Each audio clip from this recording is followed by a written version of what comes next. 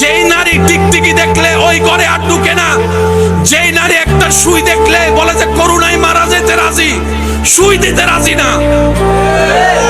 সেই মেয়ে যখন মা হয়,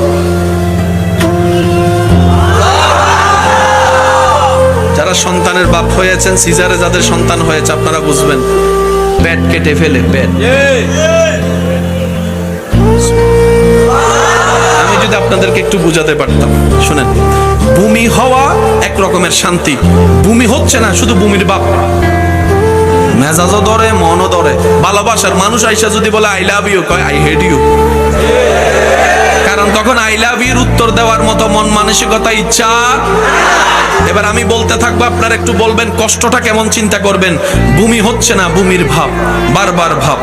ভালো খাবার ঘ্রাণ আসলেই ভূমি ভূমি লাগে, মাথা চক্কর দেয়, বসতে পারে না, শুইতে পারে না, উঠতে পারে না। আমার মা যখন আমি পেটে আসছি, আপনি যখন পেটে গেছেন, আপনার মার অবস্থা, আপনার মার অবস্থা, একটু সুবহানাল্লাহ বলতে থাকি না। আমার মার অবস্থা, শুইতে পারে না, বসতে পারে না, দাঁড়াতে পারে না, খাইতে পারে না, ঘ্রাণ নিতে পারে না। আবার এদিকে সংসারে সব রান্নার কাজ করা লাগছে, কাপড় ধোয়া লাগছে, ঘর মোছা লাগতেছে, পরিষ্কার পরিচ্ছন্ন সব কাজ করা লাগতেছে। কিন্তু আমার মা কখনো আমাকে নিয়ে বিরক্ত হয় নাই। আপনার মা আপনাকে নিয়ে কখনো বিরক্ত বোধ দেখায় নাই, বিরক্ত বোধ দেখায় নাই।